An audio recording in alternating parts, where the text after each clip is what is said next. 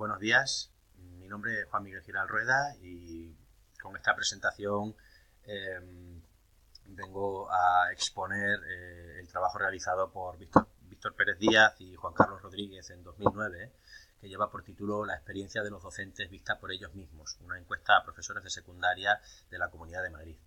Creo que es un trabajo muy interesante, puesto que aborda una evaluación profunda de la educación secundaria en la Comunidad de Madrid y creo que muy representativa de lo que es la educación secundaria en España. La estructura de este trabajo es una breve introducción, una exposición de los resultados principales de este estudio, la discusión que realizan los propios autores sobre dichos resultados y un apartado de conclusiones. Vamos con la introducción. Realmente los objetivos de este trabajo es una evaluación de la educación secundaria en España, a pesar de que el título parece reflejar que es una opinión de los docentes sobre ellos mismos. Realmente este trabajo sirve para evaluar la propia educación secundaria, ¿no? Sus resultados, su eficacia, la adecuación de los contenidos y de la estructura y de la forma, ¿no? Y la justificación de todo esto en el contexto social que vivimos, así como también aborda las causas, las consecuencias, los factores principalmente implicados, los contextos sociales y estructurales y económicos en los que nos encontramos. Y luego los autores pues también ofrecen una serie de propuestas, reflexiones y abordan una serie de necesidades, ¿no? que creen importantes. El enfoque conceptual se basa principalmente en abordar los tres factores principales o agentes principales implicados en la educación, como son el sistema educativo, que incluiría el establishment educativo, la legislación, etcétera, el profesorado, que incluiría también, además de los propios profesores, pues los centros educativos, los equipos directivos, etcétera, y la sociedad, que en este caso pues serían las familias, los propios alumnos y la sociedad en general, ¿no? La metodología, pues como su propio nombre indica, es una encuesta al profesorado de secundaria, de educación secundaria de la Comunidad de Madrid, tanto de centros públicos como de centros privados. ¿Y por qué es importante realizar esta encuesta a los profesores? Bueno, pues porque los profesores realmente se encuentran inmersos en el centro de todo el sistema educativo en España y son el nexo de unión entre todos estos factores implicados, ¿no? Al final, bueno, pues son conocedores del sistema educativo, de la legislación, de los currículos, etcétera. Son parte de la sociedad y tienen sus propias familias, pero además están en contacto directo con las familias de los alumnos.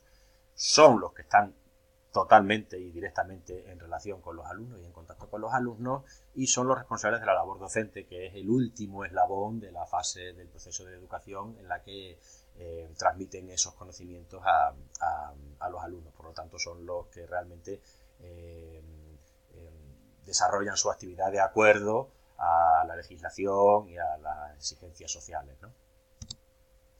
Los resultados, brevemente, comentaré algunos resultados. No voy a comentar todo lo que hay en las diapositivas, sin embargo sí que he querido dejar esa información en las diapositivas para poderla consultar, quien quiera consultarla sin tener que recurrir al texto original.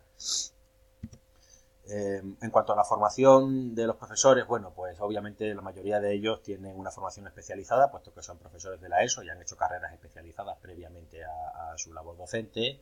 En cuanto a su nivel cultural, pues son personas que tienen un nivel cultural por encima de la media y también disponen de recursos culturales y realizan actividades culturales por encima de la media de España, ¿verdad?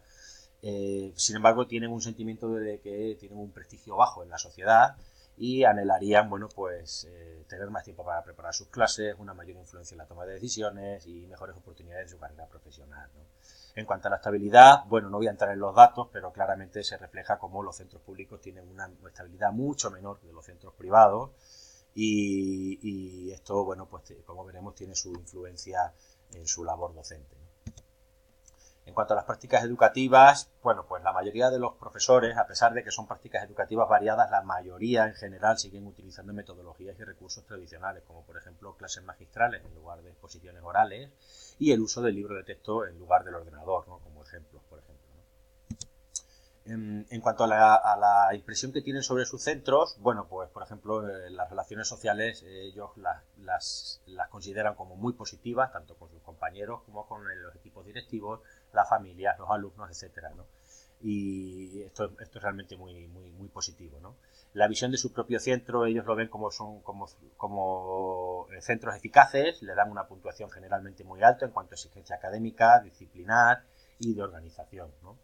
Y los resultados de la enseñanza, bueno, pues están realmente satisfechos con el trabajo que se realiza en sus centros y el efecto que esto tiene sobre sus alumnos, ¿no? Pocos realmente querrían cambiar de centro. En cuanto a las relaciones propiamente dichas con los alumnos, la mayoría de ellos destacan que son relaciones buenas o muy buenas, aunque hay un tercio del alumnado que no acaba de encajar y una minoría que siempre crea problemas, ¿no? La motivación de los alumnos, bueno, pues destacan que 4 de cada 10, por ejemplo, tienen poca motivación, 3 de cada 10 no se esfuerzan o 4 de cada 10 tienen problemas de concentración. Y la preparación previa a los estudios de educación secundaria, bueno, pues destacan los profesores que 1 de cada 7 alumnos tiene una letra ilegible, por ejemplo, y 4 de cada 10 tiene claridad y orden en sus exposiciones, es decir, más de un 50% no tiene claridad y orden en sus exposiciones, ¿no?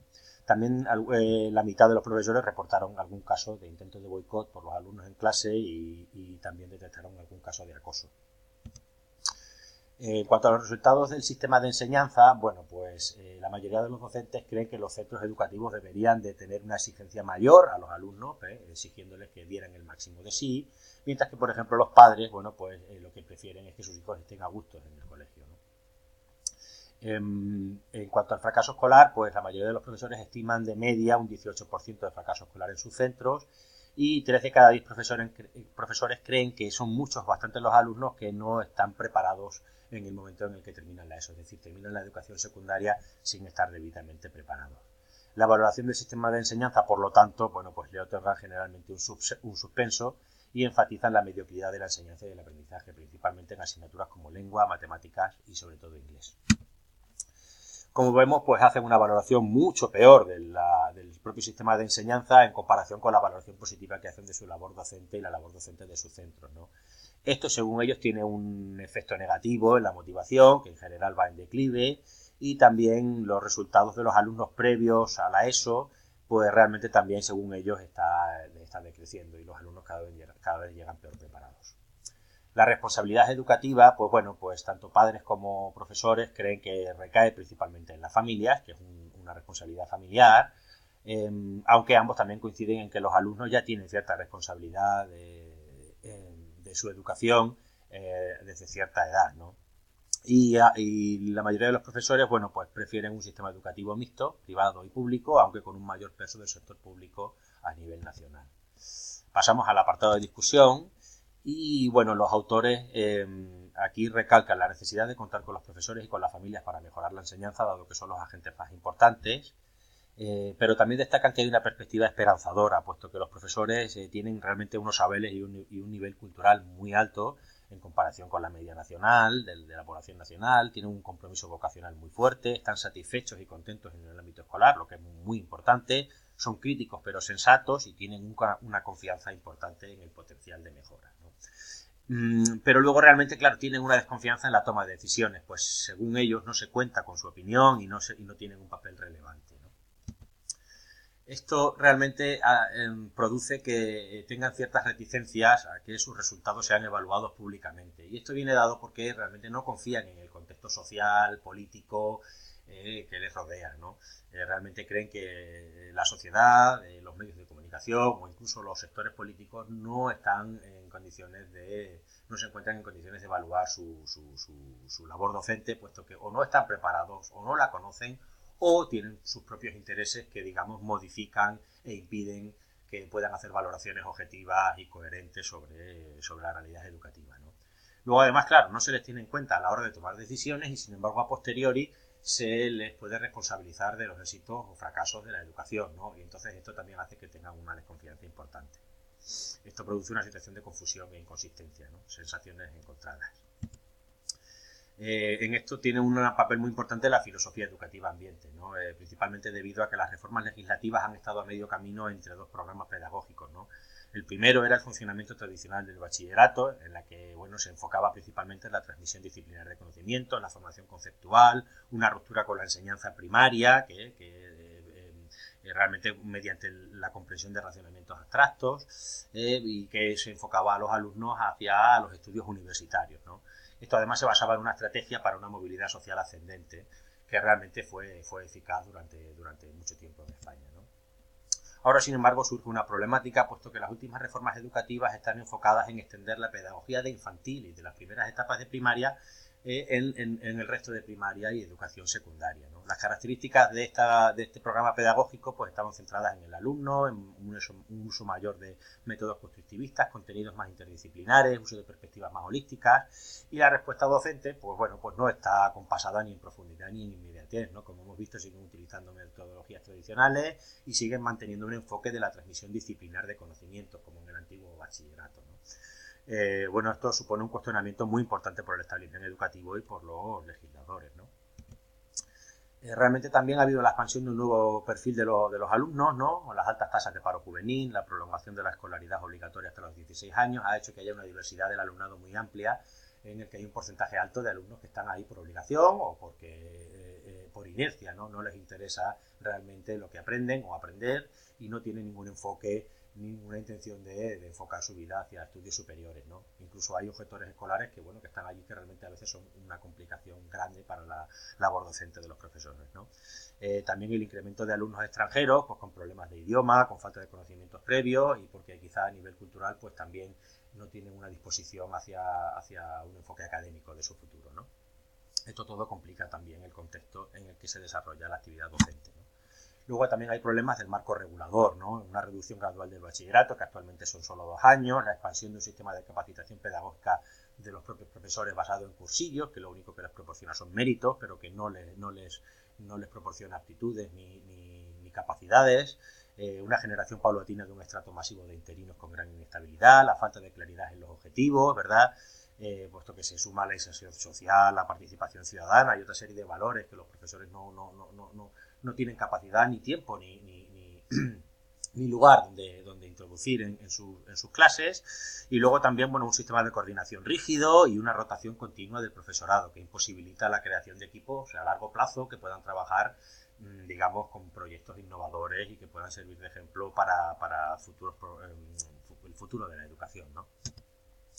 Las bases del cambio realmente ¿dónde se encuentran? Se encuentran en el etos docente, en el comportamiento de los propios docentes, ¿no? Que un poco tienen una exigencia intelectual, tienen un respeto muy importante hacia las disciplinas históricas, tienen una visión de ellos mismos como depositarios e intermediarios de ese conocimiento y una valoración del esfuerzo como vía de adquisición de los conocimientos, ¿no? Ellos siguen pensando que la enseñanza secundaria debe servir para la preparación de estudios universitarios y debe enfocarse a nivel académico, ¿no?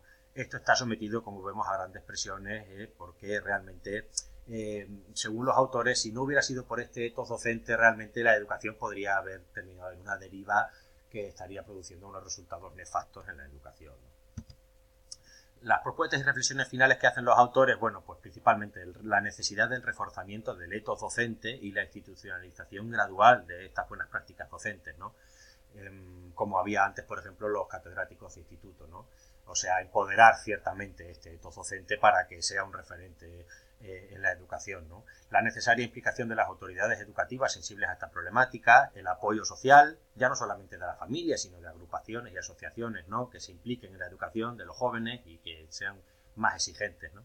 Y luego el equilibrio entre la formación académica y los valores sociales, o como los autores llaman las virtudes morales, ¿no? Realmente las instituciones académicas son eso, instituciones académicas, y su principal enfoque debe estar ahí, en los conocimientos académicos, ¿no? Como conclusión personal, bueno, yo diría que realmente esto no es ni más ni menos que el reflejo de la sociedad en la que vivimos, que es una sociedad capitalista, globalizada, en la que, bueno, nos estamos enfocando realmente en un desarrollo productivista, en un desarrollo profesional, económico, y quizás se está dejando de lado cierta parte de los valores, ¿no? Es algo que la sociedad detesta, que hay una crisis de valores, las familias detestan que en sus hijos hay una crisis de valores también en la sociedad, pero sin embargo no están preparados ni capacitados para desarrollar eso en sus hijos, ¿no? Y por lo tanto hay una demanda hacia los legisladores y los legisladores responden con unas legislaciones que luego repercuten en la realidad docente, ¿no? Y los docentes, bueno, pues realmente no se ven representados por esas nuevas legislaciones y aparte no están de acuerdo, ¿no? Entonces hacen lo posible, pero al final dentro de un ámbito de confusión, descoordinación, una falta de claridad y al final unos pobres resultados, ¿no? Me parece que esto no es ni más ni menos que un reflejo de la sociedad y creo que deberían de enfocarse nuevos estudios tanto en la sociedad como en la legislación. para abordar esto desde las tres partes fundamentales. Bueno, espero que sea de vuestra utilidad. Un saludo y muchas gracias. Adiós.